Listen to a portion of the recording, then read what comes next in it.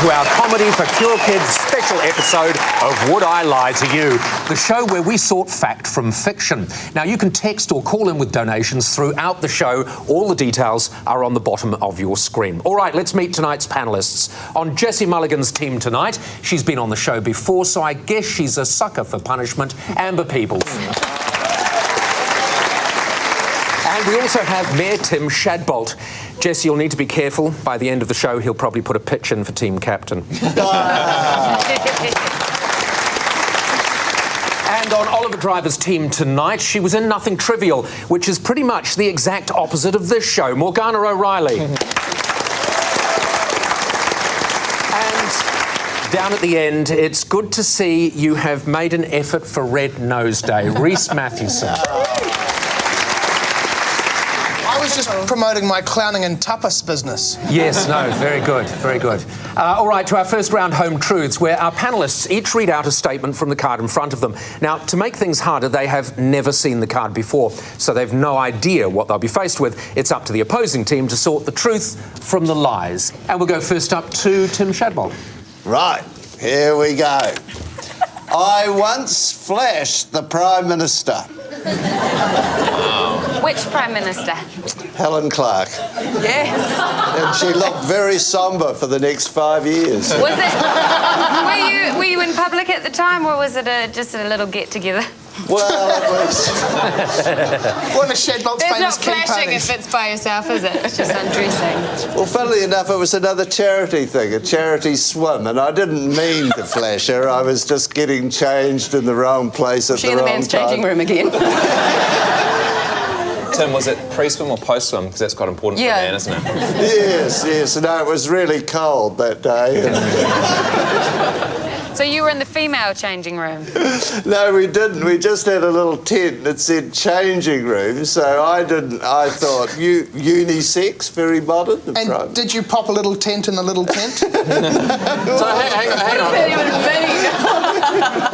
He's talking about his penis under the crotch, and it creates a tent in the I had to order a larger tent. Thank you, Morgana. Of course. Hang on, Tim, so was she already in there? Yeah, she was just coming out and I was just getting changed. She came out? Coming in. It was a So hang on, transition right, was she thing. coming out or going in? Oh, right. She was, I was Look, just... they met at the urinal. I'm just trying to ascertain, you see, where the security forces that protect our Prime Minister from men showing their penises to her were at this particular time. To be fair, I think that is one of the beauties of New Zealand. Yeah. Any citizen can show their penis to the Prime Minister. Was it a politician changing room? Is it what the Tent. sign said? Or Changing was it tent. I think, no, we were the only two politicians, but it was celebrity. We had three from Shortland Street and all those sort of people. Yeah. And celebrities as well. Yeah, right. All right. I think it's time to make a call on this. God, yes. Rhys. No way. He's lying. Got to be lying. Morgana. I think you're lying. We think he's lying. Your tent. Yes, as you've heard, Tim, it's unanimous. They say you're lying. It is a lie. Nicely played. Yes, Tim was telling a lie, and I would like to sincerely apologise to everyone watching now for having to picture Tim Shadbolt naked. Now, do remember, this is our Red Nose Day special, Would I Lie to You? You can text or call in with donations throughout the show. All the details are at the bottom of the screen. Amber Peebles, your turn. Right. I'll do anything if someone calls me a chicken. Amber will do anything if someone calls her chicken. Oh, like chicken, like, oh, you're being a chicken, like scared. Anything. Yeah, not like you're a Not like you were hypnotised once and, like, that's the magic word. I'm sorry, Amber. Morgana didn't understand what you said. Sorry. So you'll do anything if somebody calls you a chicken? Like if I said, rob that store, and you went, no, I couldn't, and then Oh, chicken. don't do that. But maybe. Have you always, is this all through your life? Yes, I have trouble that if I get dared to do something, I dare you to kiss Jessie. I have a problem saying no. Chicken! That's not. How does it work? The chicken was a serious threat, you know. It would be like two V8s heading towards each other in the centre line. Who was that's going right. to give way first? It's a huge Top of the T issue. gives way first. All right, so Amber, Yes. what you're saying is I could ask you to do anything now, and if there was the threat someone would call you chicken, you would do it. Anything at all. I don't want to be on this show anymore. Are you a dancer? No. Excellent. MC Hammers, you can't touch this. I want you to do that dance for us right here, right now. Chicken.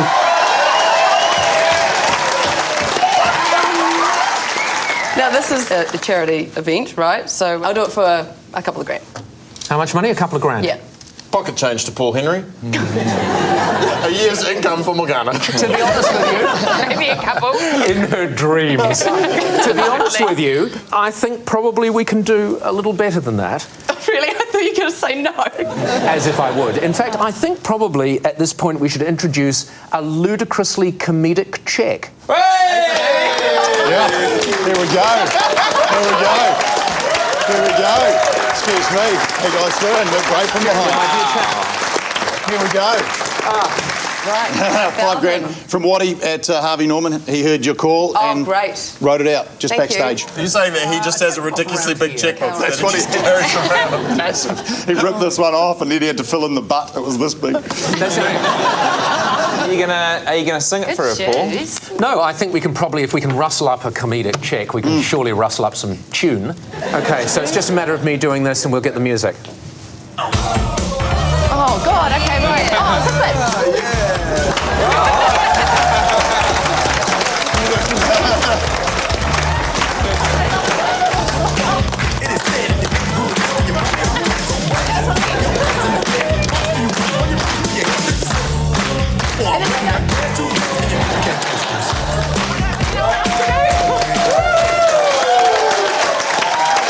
Very, very good, Amber. Just thanks, Paul. I don't know if you know, we filmed 7 days in the studio, so it's quite nice to see, the old Would I Lie to You set up in Just here. 1 second. Ladies and gentlemen, Jeremy Corbett. Thanks, Jeremy.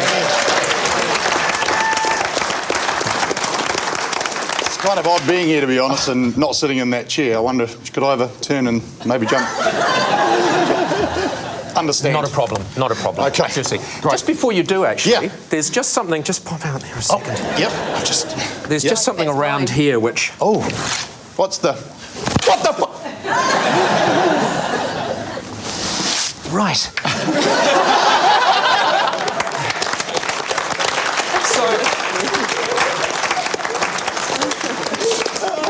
Oliver, the assertion was that Amber would do anything if someone called her chicken. What does your team think?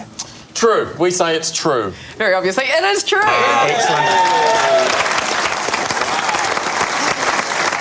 Yes, obviously it is true. Amber will do anything if you call her chicken. Coincidentally, Reese will do anything if you buy him chicken.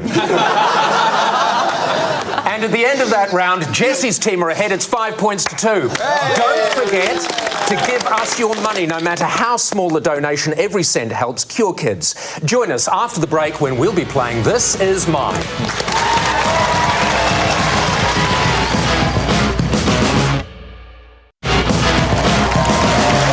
Welcome back to our Comedy for Cure Kids Would I Lie to You special.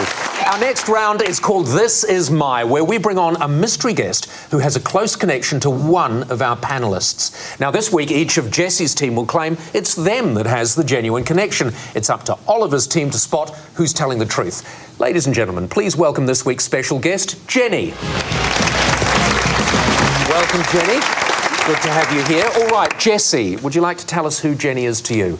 Yeah, this is Jenny. She's my training partner. We're swimming the Cook Strait together. Tim. This is Jenny, and I fed her pigs for her. And Amber. This is Jenny. She taught me how to smile non-stop for 20 minutes. All right, Oliver's team, it seems pretty straightforward. Where shall we begin? Let's begin with Tim. Tim, did you feed her pigs? I fed her pigs, well, out of my mayor's contingency fund. Is that what it's for? For, like, feeding pigs? Well, no, I did get into a lot of trouble. In fact, the Invercargill Ratepayers Association, known as the IRA... just like the real IRA, but more ruthless. And they took the mayor's contingency fund off me and they called it the councillor's contingency fund, and they put a couple of Presbyterians in charge and they haven't spent a dollar since. Why did she have pigs? We see there was some pigs put down in the Auckland Islands for shipwrecked sailors to eat, and if they got shipwrecked, they wouldn't starve, you see. Those are your pigs on the island. Well, Jenny was involved in a group shipwreck. that wanted to save some of the pigs, but they didn't have enough money to feed the pigs, so... Save the pigs from what? Shipwrecked sailors? Well, no, Doc was going to kill them all, but the Rare Breeds Conservation Trust. Is the pig quite a rare breed? Well, yeah, because it's, well, when Captain Cook worked out the Captain Cook worked out the transit of Venus, and then there were no more shipwrecks, and then there was no one to eat the pigs. It's obvious. You see, this highlights the problem with local government in this country. So how did Jenny get the pigs from Auckland Islands to Invercargill before she asked you for feeding them?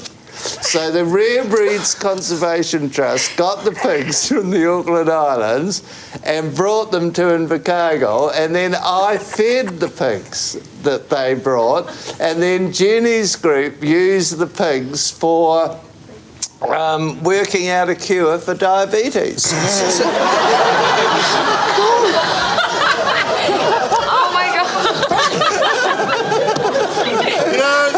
The thing that I love most about you, Tim, when you come onto the show, is that you are either weaving a complex and brilliant set of subterfuge, or you're just fucking mad. And I just don't know which it is. Well, when you find out the answer, let me know.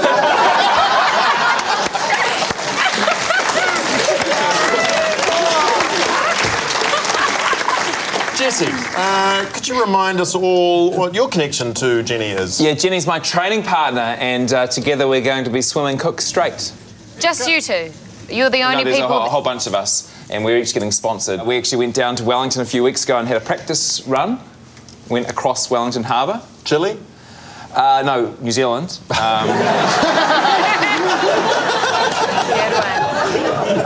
you wear... I'll ask a different question. Was it cold? Yeah, it's bloody cold. You do have quite good wetsuits, but actually the main problem wasn't the cold, it was that we hadn't checked the Inter-Islander schedule. And the Inter-Island ferry came round the corner as we were swimming and actually had to do to avoid us. Once you see the big boat, it's a bit late. Is it a lot like a speeding car? Because I thought the difference between like a speeding car, where when you see one coming towards you it is too late, and the Inter-Islander ferry, is that when you see the Inter-Islander ferry you've still got about 4 hours to get out of the way. A ship that size is still pretty much faster than a human, Oliver, and no matter how fast I swam, I still couldn't get out of its way. So it sort of swerved, and now we've actually had to fill in all these forms for our big swim coming up, where we've got to let all the sort of interested bodies know that we're going to be doing it. So the Inter-Islanders got to know. There's like all these fishing vessels that go out of Island Bay that we've got to let them know. I've either run out of questions or I've run out of interest. And I am running out of the will to live. So let's move on. Amber, can you remind us what your relationship with Jenny is? Yes, Jenny taught me how to smile non-stop for 20 minutes. None of you are funny. Why would one need to do that? So once upon a time, I was a beauty queen, and it comes in very handy. Smiling non-stop, because when you have your mouth open for that amount of time, your teeth start to get quite dry. And so she gave me you'll this end up stuff. Is that why you put Vaseline on them? Is that something? Starlight. Well, I don't know. Am I making that up? Did I dream It that? was. That's a thing, right? Yeah, well, I don't know. I have a little tube of something that Jenny gave me that says facial lube on it. But I don't know what's actually in it, which I should have really asked by now, but... Can't you just... It just seems too ludicrous for words, doesn't it? Can't you just unsmile for just a moment to wet your mouth? Yeah, but then no, because when you're that dry, when you're standing up on stage or doing something, and then you have to be like... I don't know that you have to go to that extreme to wet your mouth. Unlike Paul, when you do that, you don't look like a lizard.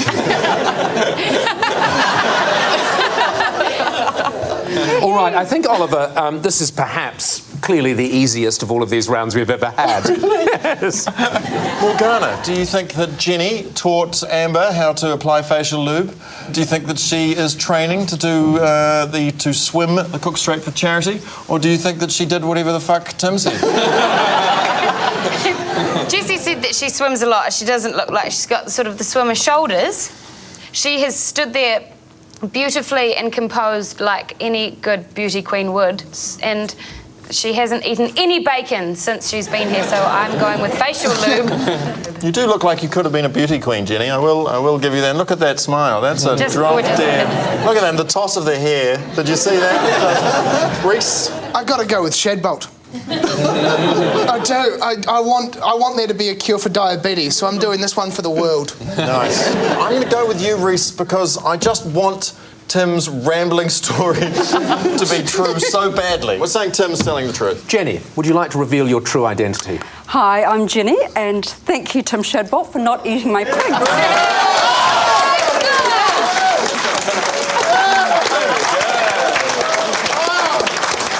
And of course, Jenny, the pigs were used, as we heard there in that diatribe from Tim earlier, to help find a cure for diabetes. That's correct. They've been used for research and finding a cure for type 1 diabetes that's been supported by Cure Kids. Fantastic, fantastic.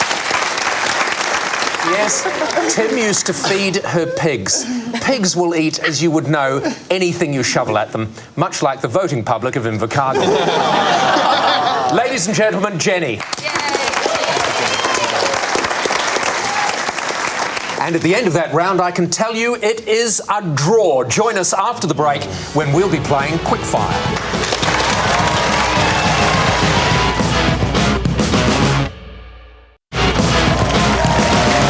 Welcome back to our Comedy for Cure Kids Would I Lie to You special.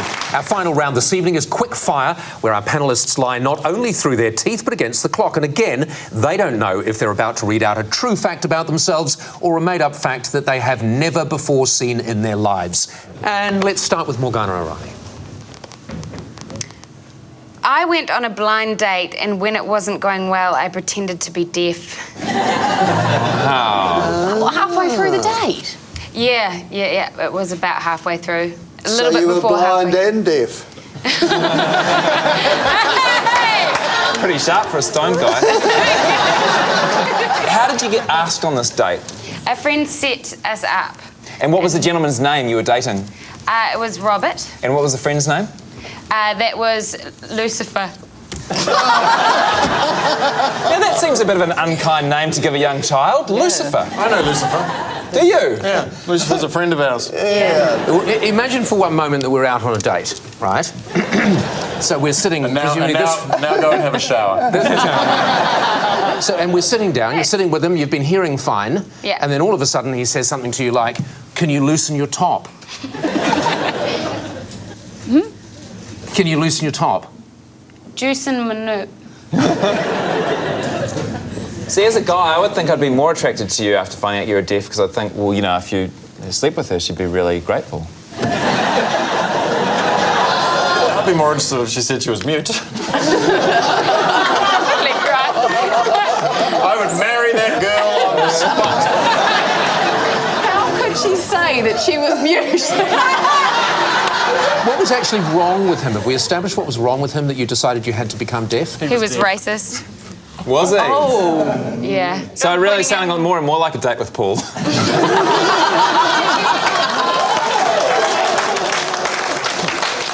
just pretending I'm deaf. All right, it seems moderately plausible, Jessie. What do you think, Amber? Morgana is an actress, and I think that she actually could and would do this. So, Tim, truth or lie? Lie. Lie, truth. You know, I'm going to say that it's true about Morgana and Robert and All right. Lucifer. And Lucifer. The team is saying you're telling the truth. It is a lie. Lucifer, I thought I gave it away. I thought I fucked it. Yes, it's a lie, but people have done worse. Oliver was once on a date with a woman who pretended to be blind and deaf and didn't show up. All right, Tim, your turn. I wrote a book called Concrete, which was all about concrete. What was the main point about concrete that you were making in this book? Well, it was kind of a home handyman's guide to how to lay concrete, you know. How big was the book? I was very thin, actually. But very heavy. Was the tagline for the book, "The building material so nice they named it twice"? No, I don't know. It was just... You don't know, it's your book! It's like the truth is concrete, you know. It's kind of a metaphor, a play on words. So your book is essentially the truth. Concrete. Yes, Had concrete a truth. lot of people been spreading lies about concrete? How did the book go? Well, I'm glad you asked that question, actually. I published 2,000 and sold 4. Am I right in thinking that somewhere in your home you have 1,996 concrete books? Well, I did have them, and then we had a bit of a flood and they all got wet and... Should have made them out of concrete. So you have to wrestle with the fact that if anyone were going to write a book in New Zealand called Concrete, it would quite probably be Tim Shadbolt. There's almost nothing in this story that doesn't ring true. Tim Shadbolt wrote a book with a pun on the cover. He sold 4 of them. A spectacularly unsuccessful venture. Tim Shadbolt written all over it. It's like, you can't make up a lie that beats Tim Shadbolt's truth. No. Reese, would you agree that this is looking surprisingly true? Yeah, I'd say true. I think it's a lie. So we say, you're lying. They say you're lying, Tim. It is true!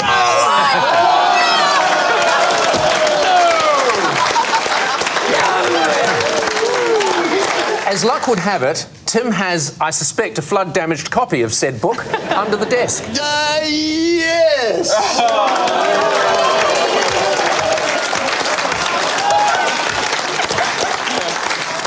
And there's a lot of photos, quite a bit of me, and how to build water tanks, and that was one I built and I ended up on Fair Go, actually. But How much did you charge? $2. Not exactly a bargain. And that sound signals the end of the show. Please remember to text or call in with donations for Cure Kids. I can reveal that Jessie's team have won with 8 points. Well done, team.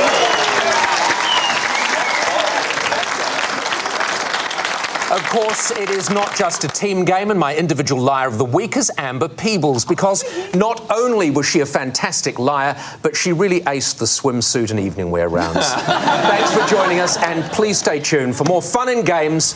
Over to you, Jeremy.